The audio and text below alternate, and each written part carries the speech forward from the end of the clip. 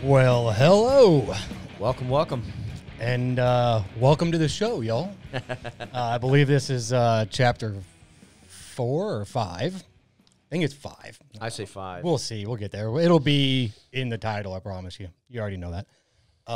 Well, I know I've had one hell of a last week. And I know that our friend here, Jeff, has had one heck of a time over the last week.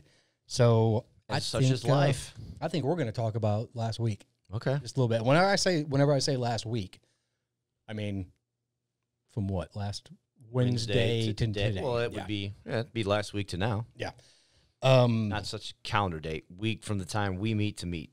That's right. Now that we've got the basics of weeks down, everybody, we're finally getting ready to go here. All right. So the show, what more could you want?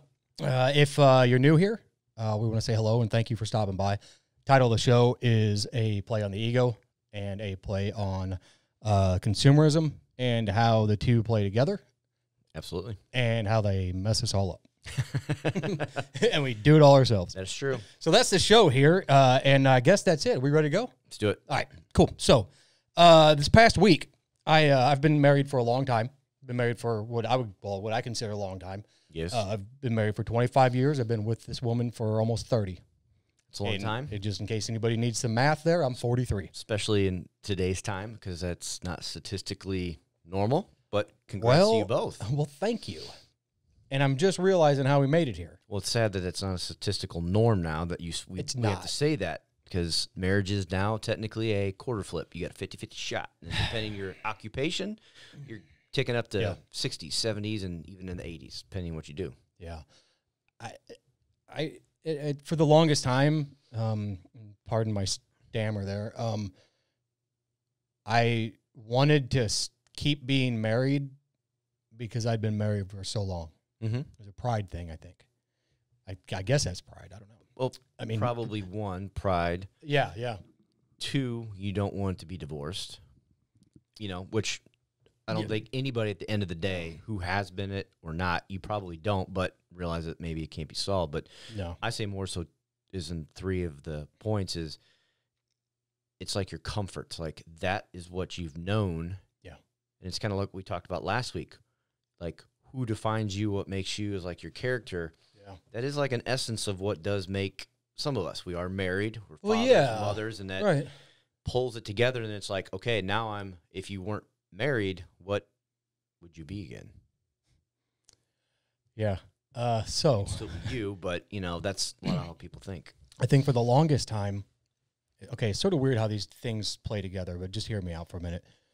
For the longest time, I was happy to be married because I'd been married for so long. It was comfortable, right? Yeah. I love my wife, but it was just comfortable. It was like, whatever. But there were times all throughout that I was sort of looking for a way out. Sort of because I didn't think that I was getting the things that I needed to get out of the marriage. Mm-hmm. I felt like, selfishly so, I felt like I was giving and giving and giving and never get anything back. And that constant yearn for getting something in return, it'll burn you. Yeah. I don't mean to write raps here, but I mean, it'll burn you. And because you can't, you shouldn't expect somebody else to know what you're thinking. You shouldn't expect somebody else to have an expectation like you do. Even if it's your wife, even if it's your husband, your partner, whatever, you can't expect somebody else to be on the same wavelength because none of us are. No, right? No one's sitting here. I'm not mind reading or right. or our wives or, whomever you're referring to in your relationship. No, nobody does. And I think everybody feels that in relationships. Even myself being married, I can speak and probably say that both myself and my wife have felt like I give, you give.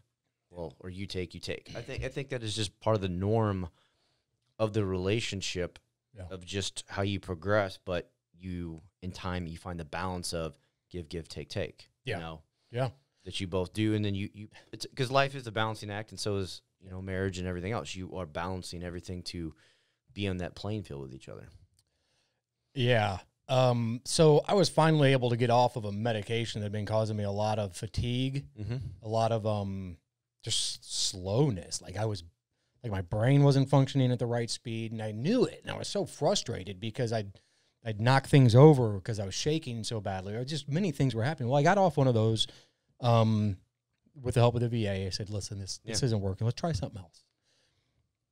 But I've also gotten back into reading and watching and listening to a lot of good people that are starting to really remind me of what I realized about probably a year and a half, 2 years ago. I should just shut up. And it's not that simple. Well, but yes. Hey, listen, how many times are there in a day that we could all just go, and it doesn't affect anything. Yeah. Except you feel so good when you realize that silence is power. Yes. And I don't mean power in a demonstrative way. I don't mean it in a, you know? Yeah. I mean, it's powerful for you and your inside to feel better. And now you can go have a relationship with somebody. Yeah. Not before. Now you can. Well, yeah. I just think that if every single one of us took actually every internal thought and voiced it, it would be very ugly. Okay, so earlier we were speaking to an individual that you cared about and loved very much, somebody that you looked up to, a mentor that has passed away. And you said something about him. You said his head would never shut off. He had so much going on. Well, brother, welcome to my nightmare. Yeah. Because it doesn't shut off. And the only way I've gotten it to shut off was like cannabis, sometimes alcohol. Yeah. Both Band-Aids. As much as I love a good beer or some good cannabis. Yeah, but you can't be on it 24/7. Oh my God, Jeff! And I had gotten to that point. You can't function. I think I'd gotten to that point up to about a month, 2 months ago, where it was like the only way I knew to get comfort was to be sedated or to be just slow. I didn't like slow, but it's the only way I felt any comfort because any other way, my brain was going so fast all the time. Well, it pulled you back a little from the reality of what you had to face every day. You're right, but it also reminded me the reality that I have outside of a medication. Jeff, within 2 days of me stopping that medication, I felt almost as alive as when I really feel like I woke up a couple years ago, and stopped living like an ass. So much of an ass. And if you know me, you know that. You know what I'm talking about. Yeah. It's all go all the time. It's going to be good, but it should slow down. And, man, this past week, I've been able to hold conversations with my wife and my children unlike any other time in my life. And it's slower. It's quieter. Well, yeah. It's, they say things and I don't respond with a recommendation. I've always been the one in my house sort of lead the charge, do this, do that. But somewhere along the line, I think that I stopped asking and stopped really, I just did. Yeah. Right. And so then my family probably looked at me like, well, whatever Dad's going to do, that's what we're going to do. Yeah. I've had this conversation with my wife and I don't agree with it wholeheartedly, but because we can all speak our minds. Yes, we can all say, hey, I don't like what you're doing. Even if you think I'm going to get angry, you can still speak your mind. Yes. Absolutely. You got a voice. But if you're out there and you're listening to this and you believe that we're even halfway sincere, I don't care who your partner is. I don't care who your spouse is. I don't care who your kid is, your boss, anybody. If you don't tell them what's on your mind in a constructive manner, then it's never going to get taken care of. And I know it sounds simple, guys, but how many times do we just walk right through the door thinking everything's going to be done, everybody's going to be waiting for us? And no, man, they got lives. Yeah, and no one knows, like, that internal struggle that you got going on or, like, what you're thinking. Like you said, like, you've been with your wife for a very long time. I've been with my wife. This will be 10 years together this year. Congratulations. Thank you. And I can sometimes know what she's thinking, Yeah. and she knows when I'm in a bad mood, when I got a vent, and she's got a vent. But at the end of the day, I still can't read her mind. Right, but when she comes home, if you haven't talked to her, you have no idea what to expect, right? Is that fair? No, because you don't. No idea. Because we have those days too where we don't get to chat. Like it might At text all, right? or something. Today was one of those days. Didn't really get to talk a lot. I was just busy. She had a lot going on too, and it was just like that. But it's like, that like think like, okay, well, that was a good day. Like for me, but not to say that something could happen to her that I don't know about yet, or vice versa. But it's like, you just got to be, when you get home or whenever and you talk, you just got to kind of be open and like, oh, well, how was your day? And if you got a vent. If I got a vent. It's again, going back to the give and take of, do I need to be the listener? Do I need to be, the speaker? Or do I need to be both? Or do I just need to be the ear and just not say anything? Right. I think I've got the answers most of the time. Like, and I don't mean like, oh, I've got all the answers. I mean, no, I get what you're saying. I can generally like come up with something based off history or what a grandfather taught me or something. I got some pretty decent sense there, but it's not fair for me to see my wife come in and me to say anything other than, hello, sweetheart, I hope you had a wonderful day. Yeah. And that's it. And if you didn't, you can tell me that in your own time. Yeah. And if you don't want to, that's cool too. Yeah. And I'm guilty of that, like, too. Like, she'll come home and it'll be like, little one, my daughter walks in, oh, how was your day, this and that? And it's like, but I might have talked to my wife, throughout the day, but, well, how was your evening? Because I haven't talked to you prior to, you being at work or whatever, or me being home. Well, like, still a lot of, time that could have happened. But it is that thing that you have to communicate to, like, oh, how's the day? Well, how did it go? What did you do? Like, you can't just walk in and, like give a nod to your significant other. And dude, I've been there. And it's not good. You're right. It's not good. It's not fair. But communication is just the biggest part of anything, whether it's your job, relationship, friendships. You have to communicate, because if you don't tell people things, they just assume that, as funny as it's all sunshine and rainbows. That's not life, but that's what some people see and does. That's what it is. Well, I think those people that live in the subdivisions, that go and buy the new cars, that go and get their kids all the new shit, it's nice. It probably feels good a little bit, but come on, theme song man. just hit my head. Oh yeah, did it really? Right on, man. So the old TV show Weeds, the theme song. That's a little boxes on the hillside, little boxes made of sticky tacky. Whatever the songs, whoever sings it, I don't even know, but I just think of that. I know the sound. I got the rhythm. It's that suburban lifestyle of you just live this day and you're just trying to do these things because that's what everybody else on the block does. But everybody had to move in. You're this facade. Then we all are. Yeah, we are. I mean, I don't say we, you and I don't mean my neighbors, whoever lives, but most of us are. Most of us are living in a what's next kind of a mind frame. And like, if you, like, I've talked to some guys, like I drive around in this old Jeep and I talk to this guy and he's like, didn't you used to have like this big old expedition thing? I said, yeah, I did. I loved it. Why'd you get rid of it? It cost a lot of money. It cost money. It was payments. It was insurance. It was gas. Oh my God, it was gas. It was, dude, it was wonderful. I could only imagine your gas in that thing. But I was coaching youth sports, need to get out there, need to have some room for the kids, blah, blah, blah. I made every rationale I could. You were coaching football. If you had to bring anything, it's like, dude, you're going to need room, especially if you took 4 of the boys and their equipment. Yeah. That's a lot of space. Yeah. So, fast forward, I am not a part of that anymore. And thankfully, not because of the children, but because, and I know I'm probably going to piss a lot of people off, but I'm sort of happy I am. You and your teams of kids that are coached out there, all of the select teams, all the pay to play, you're ruining sports for children because it's no longer fun. Well, it becomes a semi-pro career to a youth. And it becomes a parent that thinks just because they're a parent that they can be a coach. Well, that's when they know nothing about parenting or coaching. I'm serious. I saw this at an organizational level. Well, yeah, it does happen. Like, it's systemic, it can turn into like a good old boys club. Yeah. I mean, I watched a African-American individual get pushed right out.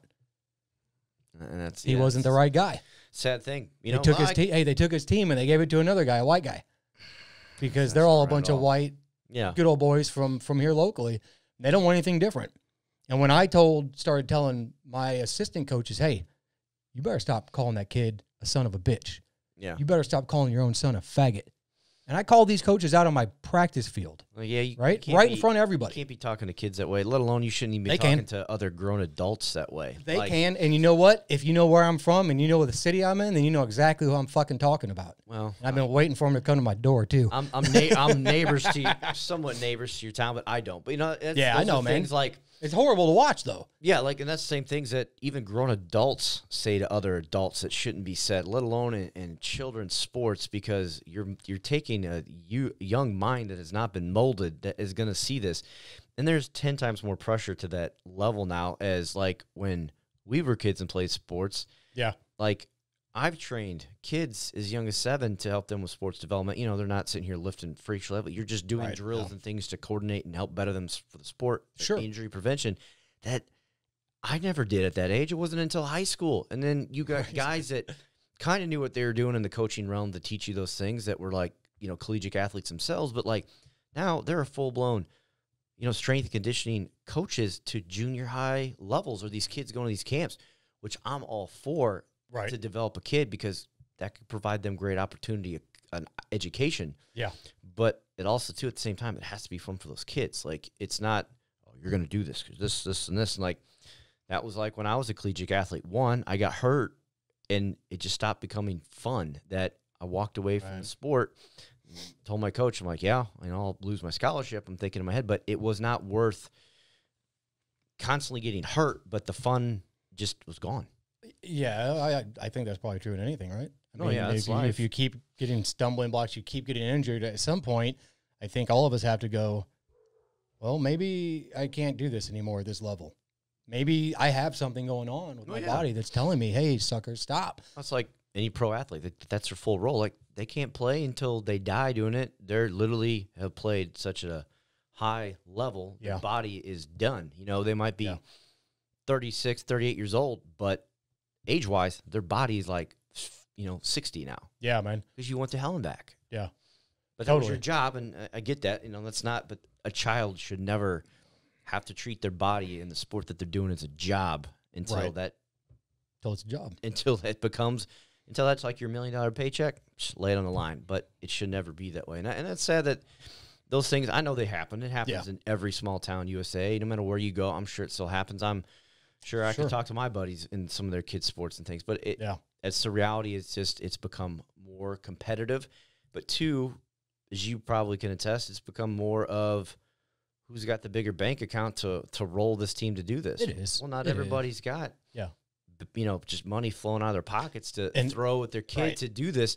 Like, let alone football, dude. Them kids in 1 year can't wear the same pads and helmet. They're going to grow. Yeah. Like, the kids, it takes a lot of money, man. It takes a ton of money. Kudos to the parents, all those kids that play hockey, because it's like, there's no way your kid's wearing that gear next year. Right. Well, I give kudos to any organization that's trying to make better young men and women. Oh, it should.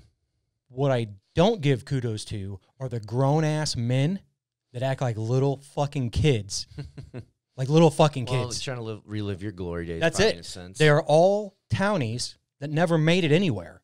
And they all come back, and now they're going to be big shots out on a field. But they're not even big shots at home. Well, I'm sorry, and I get excited about this because I've seen it for years. I watched it with my own two fucking eyes. And when you tell another grown-ass man who was a Marine, quote unquote, to stop calling his own stepson a faggot on my football field. That's not right, man. Really? So now I'm the one that's wrong?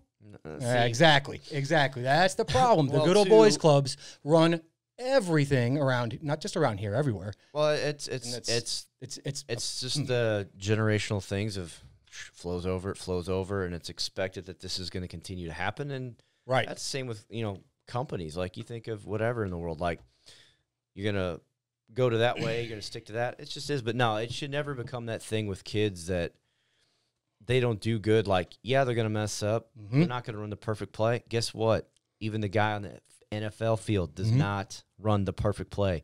Brady can still mess up, as good as he is and as good as he will be in the books long after he's gone from the sport or even on this earth. Guess what?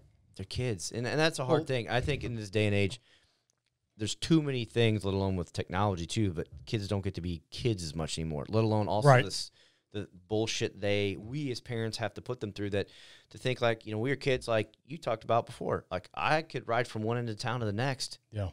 All right, just call me when you get to your friend's house. Cool. No, made it. Now? No. You can't do it now. You won't even let your kid, I won't even let like our daughter go to the other side of the block where I can't see you because there's going to be a good 2-minute window. I can't see you. Right. No, not happening. It's hard, right? Yeah, and it's a scary aspect to be a parent, to think, well, when I was a kid, I could do this, and this, and I was like, but that's not the same world. You used to be able to think that you could send your kids off to an athletic team for, the park league or whatever, and they were going to be taken care of. And when the kids come home, yeah, sure, we had some hoorah fun, and everybody loved it, but nobody talked about the other stuff like I did earlier. It's disgusting. It's at a fundamental level, it's disgusting to see how people act. Well, it's become so competitive. So you get the both arguments of it's become so competitive to the extreme, like you're dealing with, to the everyone's a winner participation trophy. So like, right. I don't know where that happens at, but I've heard about it. Yeah, but like, where was the happy medium? Like when we were kids, oh, you didn't win, you don't get a trophy. Like maybe first, second, third did in the tournament or whatever, but you got fourth, you get nothing. Like I remember one of my buddies in the track bus in high school. Like, we got, I don't remember what place it was he got, and he goes, psh, he threw the ribbon out the window, and everyone's like, what? And he goes, if it ain't 1 through 3, it don't matter to me. And I'm just like, it's true, because in the Olympics, right, that's all it is. Well, typically you're gonna remember the guy who got gold, and second sucks, and third you're gonna remember those 3. Yeah. You don't remember who got 4th in the 100-meter dash or 200 whatever, was 6 or whatever. I don't even know what my buddy got, but that made a lot of sense to me. Like it's true, and I thought the same way too as being a kid. But it's like, not everyone needs a trophy, because they got to understand you're not going to win in life, right? But you can still reward them down to whatever. But also, it shouldn't be the extreme like you're talking about of belittling them by the language. Mm-hmm. Yeah. Oh yeah, dude. It's tough enough for them to probably deal with this shit at school, and then you want to have a grown adult tell you that, and especially when one, if not two of them, are complete alcoholics. Complete alcoholics, right? Yeah. And still, I and one last note on that, since we're here. I had somebody show up to my door one day after I was on my way out anyway, and giving me shit about the coaching decisions that I was making. Mm-hmm. Now, granted, we'd won a couple of championships in our division. We had fun. We had a lot of fun. Yeah. But this guy's kid, well, he wanted his kid to be the quarterback. Mm-hmm. And now this guy was a quarterback coach at a local high school, and then he went on to be the high school, I think, the head coach. Okay. This cocksucker shows up to my door with one of his little minions, and he questioned something about a decision. Yeah. And I said, I'm going to tell you, one thing. I'm a disabled vet, and I ain't got shit to lose, but I put it all out there, and I do everything I can for those kids. Yeah. Oh, well, I didn't have to go to the military. My dad did. That's exactly what that motherfucker said. Oh, wow. And it took everything in this old fucking crusty-ass vet to not fucking pull his throat out, Well, it's that shit that gets me fucking amped up, And I understand I shouldn't, and I try to be more fucking calm, but that shit there, when it pertains to children and dumbass adults that are so fucking close-minded, well, they can't even make it through a day. It's human nature of trying to have rational conversations with almost anybody nowadays. Is you almost, like we were talking about, you got to be on that same wavelength almost with people, to have those intelligent discussions, to be able to disagree to agree, and be okay with it. To be two different people, to say that, right, you and I can never agree on something, but to say that we can sit here and discuss it in a calm manner. Right. That's what adults are supposed to do, or level-headed, human beings. And you're going to still have your moments, but no, that's kind of how people become, that you're here. Well, it's this or this. Like, you got to understand, like, when you were a kid, your best friend could have punched you in the face for a moment in time, and then you're like, 10 minutes later, hey, you want to go play basketball? Okay. Totally. Nowadays, you do that, you got stupid people, coming and hounding you and doing all sorts. It's like, there's so many things, like, in life that is it worth the energy to do it? Like we said before, is it worth the breath to say? And, people will get on your skin, and most people who know the exact way to cut right through. Right, yeah. We could tie it back and even going like the beginning of our conversation, spouses and significant others. You know each other so well that if you want to hit home and cut, you know exactly how to chop the tree down if you had to in one swipe. Right. And other people do too. If you have a child that is a head case on the field or off, it's probably because you're a head case. Well, there's other issues that need to be addressed. You know, there's something else going on there at home. I got my guesses, but I'll keep them locked inside. Well, you know, and there's a lot of shit these kids got to deal with, and you know, as adults, we got to go through a lot more shit than maybe our parents did. But different. It's different. Different. They would never Same, admit different. They would never admit that it's similar but easier different. Or whatever. Yeah, no, I'm not going to say like theirs was easier, ours was hard. No, there's just different shit to deal with, just on a different level. Well, you know, I wish I knew if when we died we could look back, even if just for a minute, and go, whoa, no, get like a film replay synopsis, here. But post, I guess, you know, whatever. I wish that you could do that, because I wonder how, like, when you look back, when do you go, that was the moment that I decided to no longer live like the rest of these human beings? Because if you listen to people like Eckhart Tolle, who's amazing, by the way, he will tell you that you're human because they tell you're a human, but the being part is that's thought. That's what makes you. That's not free will, but that's the parts of you. That's sort of like what he said was like, that's just what you're being. That's what you choose to be. Like we're who we are. Yeah. But anything else, and I don't care. Listen, and I'm not going to say this every goddamn episode, I promise, but I lived in some shitty ass scenarios as a kid. Yeah. Never once did I think that was it. Well, yeah. It was never going to be it. No. No way. If I ever found myself in that situation again, it'd be too soon. There's no way. There's always more than one path in life. Just some people just don't think that they can get off that route. There is. It's no different than any trail you go to. If you're going to go to the mountains, there will be a trail map. It will go whoosh, look like a bunch of veins. Yeah.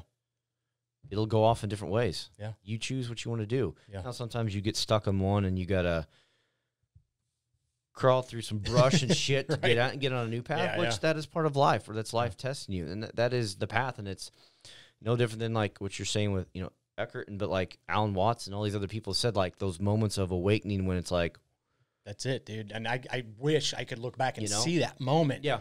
Well, some people, like, it's through unfortunate, tragic events. Like, I remember when Wim Hof was on Russell Brand's podcast talking about when all this happened, and learned something about him when his wife took her life. Like, and it was unfortunate that happened, but he goes, it happened, but it brought me to this, and now he's doing something huge and incredible. It's really affecting and you know, thousands Eckhart upon too. Thousands of lives. Yeah, all Eckhart these too, like gentlemen, you know, like those moments. And so it's like, it would be nice to see, but I think if you're, you know, kind of paying attention to your life, like no different than we've talked before, you know that moment to where you do.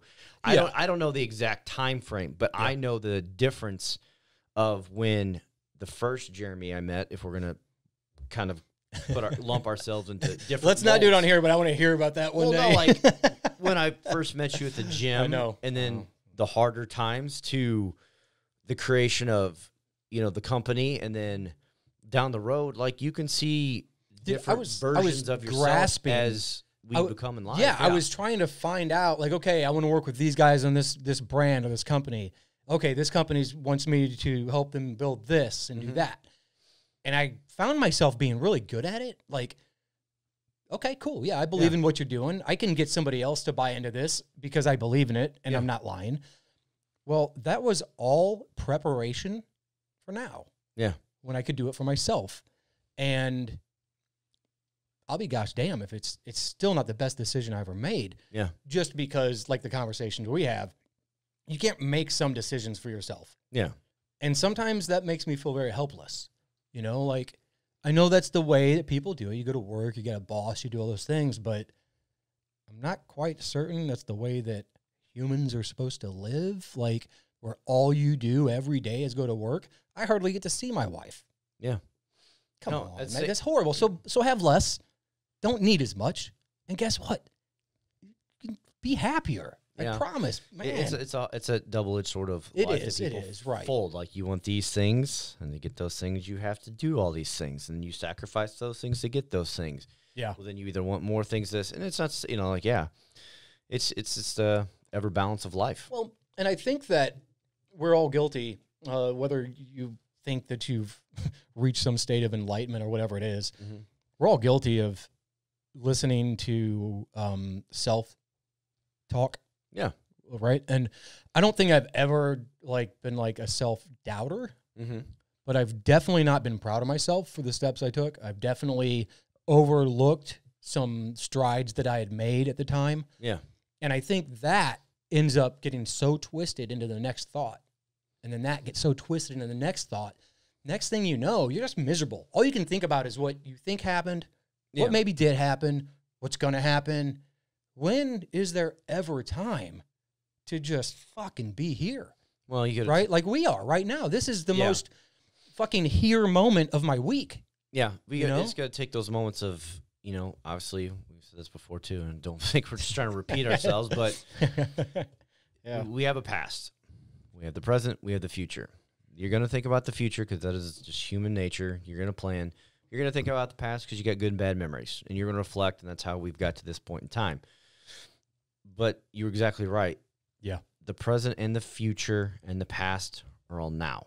They literally are now because everything you've done is here and now. Yes. Everything that is going to happen in the future is now. Yeah. Because you're doing it now to get you there. So, yeah.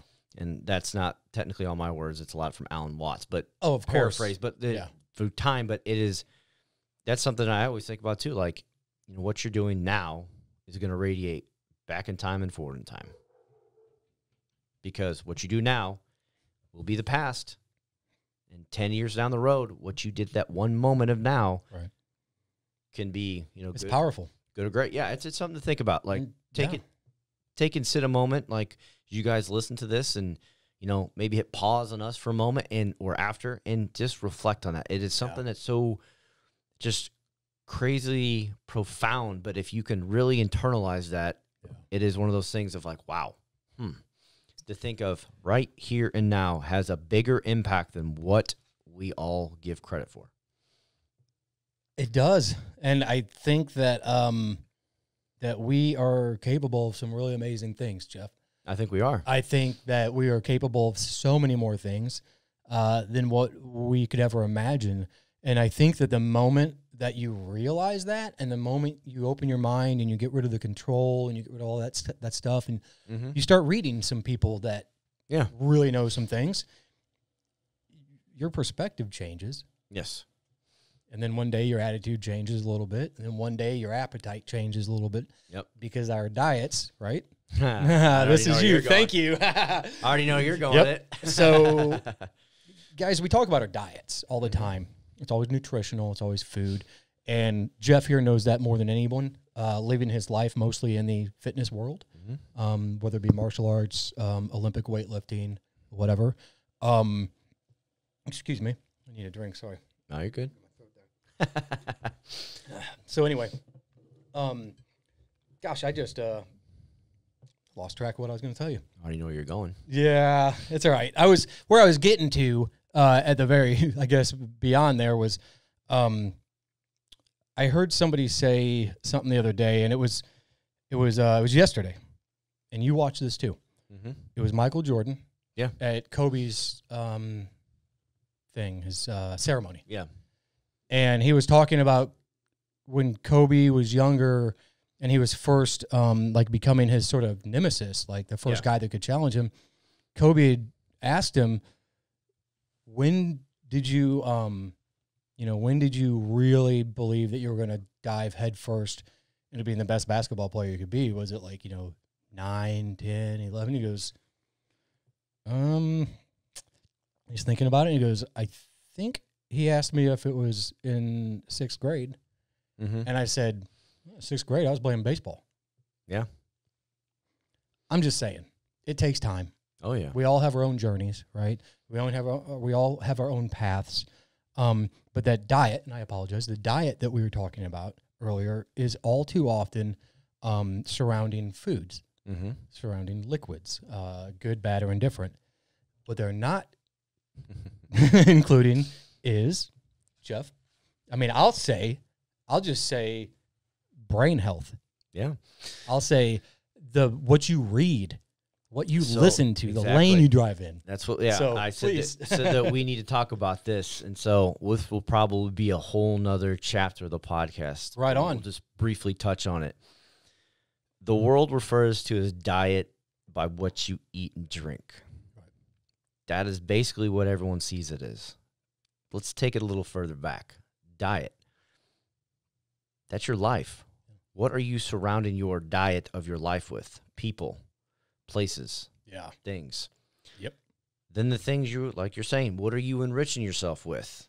Physically, mentally, spiritually. What does your diet consist of on those fronts? Right. Think of your diet, not by the food and the water that you intake to keep you alive, but by everything of your life. Yeah.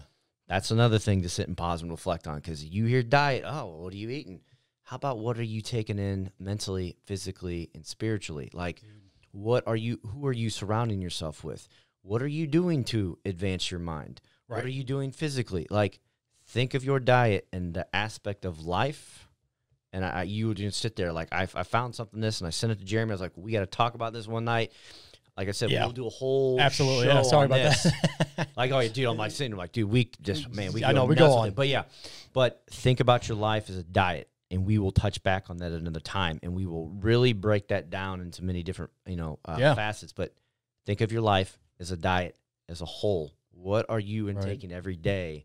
Is your life as part of that diet? Do you find it humorous that some people, like, if you're fasting, or if you're I don't know, I'll just say fasting. Okay. And some people are like, oh, what do you mean you're not going to eat? You're not going to eat today? Well, and they like lose their mind. They can't fathom it. And when you tell them, well, I'm fasting all week, oh my goodness, heads explode.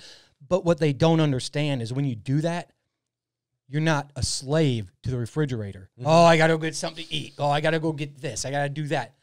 Well, it's going back to it makes things a little easier. You can focus on other things. People thinking, there's all sorts of people who've talked about, fasting in different ways that it opens the mind, allows you to see clear. You can even go back to, Jesus 40 days and 40 nights in the desert. Right. And didn't have anything. And, if you read that scripture, or, other individuals who've done fasting and stuff, or people who do the moderate fasting, they only eat so many hours out of the day. Yeah. Intermittent fasting. Yeah, all that kind of stuff. So it's just those things that of your diet, like what of your life is diet controls you, or your your addictions, these things, that is part of a bad diet. If you consume it, if you surround yourself with it, if you go to it, if you find yourself in it, if you're under it, on it, around it, that is you. Yes. That is your energy, and you are affecting that shit, and you need to start doing a better job of it if you're not already. Yeah. Right? Because your life gets a lot better. Oh, yeah. And, I mean, I know I sound like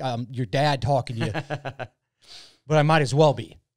Well, it's good advice that thought can really expand into many different areas of what someone in their life can think about. Because I don't think people really think about every aspect of what they encounter in their day-to-day life to truly sit back and think of, how does this affect me as a whole, as a human? And then, go into every subcategory we could. How does that really affect you down the line? Yeah. And I think if you can do those things, and some of those things you have a big, big control of that you can remove from your life. Yeah. Other things you can't. And that's normal part of life. Sure. Traditional diet is a big part of that. What you can remove, right? I mean, and that's a struggle. People do it. And that's other things of life. But what can you remove from your life as, oh, man, I'm addicted to playing this game. Get rid of it. You can get rid of it. Dude, and if you just get rid of it for 3 hours, 3 days, 3 weeks, that whole thing, it really does work. Yeah. I've gotten to the point now to where early in the AM, whether I'm reading or meditating or if I'm stretching, whatever, working out, I won't have my phone anywhere near me. And it used to be a part of it. I'd play some music with it, I'd, stop and look at the news or something funny on Instagram or Twitter. And now, like, I don't want to look at it until I am ready for my day. I try to do the same, wake up in at least an hour to 2 hours, not be on it. And I think at the other end of the day, it's the same thing. I think you should really put the damn thing away, right? I mean, and deal with what's important. Yeah. Whether you're reading or whether you do your meditation, whether you go outside to sort of get grounded, you know, the cold. Yeah. You know, and you brought this up, but I usually go out and no matter the weather, I'll take off my flip-flops or my shoes or whatever, and I'll just stand in the grass. No, it's dark. My neighbors don't see me. It's just... It's re-energizing. It is, man. It's unreal. Chiropractors told me that, like, he had that, you know, very still holistic thought process, and he goes, you need to realign yourself. I'm like, what do you mean? And he goes, I'm like, oh, and this is when I was fighting all the time. It's like, when I messed up my back, and he goes, no. Right. You need you. Yeah. Like, spiritually. Like, I can physically align you, and you can do the things to keep you in this. You need to spiritually go align you. And I'm like looking at him, and I remember I was like, this is early 20s. And okay, I was just going to ask you how old you were. I was early 20s, so maybe 22, 3, probably at the time. And he goes, what I want you to do, either early morning, late at night, go out. And it was springtime, like early summer, so wouldn't have mattered. But go out in late evening or early morning, barefoot, and just walk around the grass, feel the dew, just stand. Just stand. No technology. Stand and breathe. No technology, nothing. Yeah. Just walk. Literally, he's like, every time you put your foot down, feel every little bit blade of grass, every bit of it, like touch, and just walk and just be at peace. Do that. And these are things like my martial arts coaches have done, like, you know, the purpose of each step of like why you're doing it, like, am I walking? Why you're walking? Like, you're purposely doing this, as crazy as it sounds, but no, it's those things of like when I meditate in the cold or meditate and do these things or others do. It really does just, there's something that nature does. It is refreshing. Well, I talked about it before, I think, where I had my son, my family out in the woods, and you know, this tree, and my kids climbed it, and it was just beautiful. I go back out, the fucking tree's gone. They cut it down. Like, damn, man. And it was obviously still alive. It was just in a place where it was going to cause some damage if it fell. And, I mean, I went over, I sat down, I just put my hand on it. I just wanted to see. Yeah. And when I tell you that I got freezing cold with goosebumps and whatever you want to call it, my hair sticking up on the back of my neck, it might as well have punched me in the face. I stood back up, and that's when I realized there's really something to this. Yeah. There's even if that's complete BS and it's all in my head, what it did for me was real. Yeah. Maybe the way that religion, God, Jesus does to some people. Yeah. I don't know. But I'll take that nature part because it felt really good. I've never felt that way in a church or in a Christian school or in nothing. I think everybody has those moments, nature, religious, spiritual, some form of your life that connects you, it holds that bond so well to it. Right. So that same trip, it's so funny, man. We were out there walking, and I'm like in the thralls of like this awakening, this soul like thing that I'm going through, like just realizing that I'm an asshole. Yeah. More than anything. And we look over on the left, and there's the lake, and let's go over and see what's over here. There's this massive crucifix. No. Stuck in the ground. And I'm like, I just gone through like these crazy experiences. And I'm like, really? Is this really happening? Like, will it be more crazier did they take that tree and make that crucifix? No, different times. But that would have been wonderful. I guess what I was getting at that was really just sort of, we all find our own thing. But if you haven't found it yet, or even if you have, give this a chance. Sure. Give it a chance. Go outside. Nobody's got to look. Well, if you're walking barefoot, most people not. Now, dead of winter and there's like 6 inches of snow, someone might look at you, but I don't care. Do it. You know. Do it. It feels... I've sat outside in the freezing cold. Dude, yeah. Neighbor saw me the one time and said, just do your thing. Yeah. Be happy. No, I love it. I really do. My mother and one of her, I guess, is a friend of hers, they had turned me on to it, and it was life-changing. It helped to open my mind, because before that I would have thought, whatever. Yeah. You know, tree hugger, whatever. And now I realize, like, of all the angst, of all of the turmoil, whether it be military or you're a child or you go through a divorce or you do these other things, it is so powerful to go outside and just stand and breathe. And you really want to feel, go out there on a full moon, I dare you. I dare you. It's crazy what you feel. And I'm not talking about going out there stoned or drinking or anything like that, right? It's just go and reflect. Go. I just need to go. I need to breathe. I need to be outside. I absolutely love the cold. So like, when you talk about being out in the cold, I'm like, that's my jam. It's a mental and physical challenge, but it brings other emotional and things that you just can't explain. You gotta do it yourself, right? Yeah. Yeah. So it doesn't matter what we say.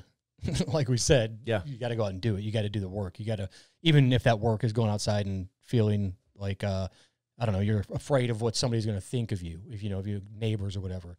Don't. Trust me. Yeah. Trust me. They'll see you do it, and they'll think about it, and one day you'll walk out there and you'll see them. Yep. And that's the goal. That is the goal, because now you have a neighbor that trusts you, right? Now you have a friend that trusts you. Now there's a whole other thing there, right? Oh, yeah. That's how we're supposed to work. Absolutely. So, yeah, man, I love it, and I'm looking forward to speaking more about our diets. Yes, that'll be a good one. I'm in the middle of a pretty good little fast here, and I feel better than I have in a long time. Good. When I need to work more, when I need to really have, like, focus, I can't be digesting food. I just can't. I can't feel, like, weighed down. I can't. Like, to me, eating should be a communal thing. Well, yeah. You know how it was. It's designed, yeah. Right. You bring everybody in, you sit down, you eat, you talk, you have fun, and then you go back to work. Well, yeah. Next day you're working. Well, as we said before, it's one of your three brains. You got your brain, actual brain. You got your heart. You got your gut. Well, they do say if your gut is digesting a ton of food, guess what the other one's not doing? The other two aren't working because the focus is there. Yeah. So it does. Right. It does play hand in hand. There's a time for that, right? I mean, celebration, like. You have a birthday or something special, I guess. There's time for all that. Yeah. It's not special, though, if you do it all the time. It's just not special. Like, I love bourbon. Yeah. Absolutely. God, I love whiskey. Right here in St. Louis, still 630. David Weglar's, one of my oldest supporters and a good friend. I haven't seen in too long, but beautiful, good whiskey. Oh, my gosh. Rye? Oh, it's the best rye around. But anyway, if I was to drink that all the time, well, one, I'd get large, and I'd get diabetes, and I'd do all these things to myself. But, just focus on a couple of good things. If there's one good thing out of this that you can pull, try to work on it. If you need some advice on it, down in the comments, let us know. Reach out. Yeah. You can find our email on the channel. We'll address it right here. Yeah. And if we get to the point of doing some live shows, we've got the capability of taking calls. Yeah. So I don't mind it at all. And I think it's a wonderful idea. But baby steps, right? Absolutely. We'll get there. Cool. All right, man. You got anything else for today? No, man. No? Great. Yeah. Good job, man. You as well. Hey, one other thing. I remember that I was going to tell you earlier, and I lost my mind. Eckhart Tolle, speaking of him, did you know that he didn't find his way, so to speak, until he was 29? Yeah, man. Like, somebody like that, you would think, like, from childhood, right? Have their shit together, yeah. No, man. He said he talks all about it, and he was not a good person. Most people do until later in life. Yeah, yeah, and he's he's an older German gentleman, and if you're really, Alan Watts, or I don't care if you think Sun Tzu and the Art of War or whatever, add this to your collection. Go pick up something from him, or look on YouTube for him. He's got a ton of content. Good videos. Yeah, it's Eckhart, ECKERT, and then Alan, is it ALAN? Yeah. Watts, WATTS. He's another one. So anyway, guys, hey, I guess it's about time to listen to some DiBiase, right? Hit it. All right, guys. Hey, thank you, guys. Absolutely. Thank you. We love you, and we're glad you're here, and we're glad to be here with you. Absolutely. Until next time. Until next time.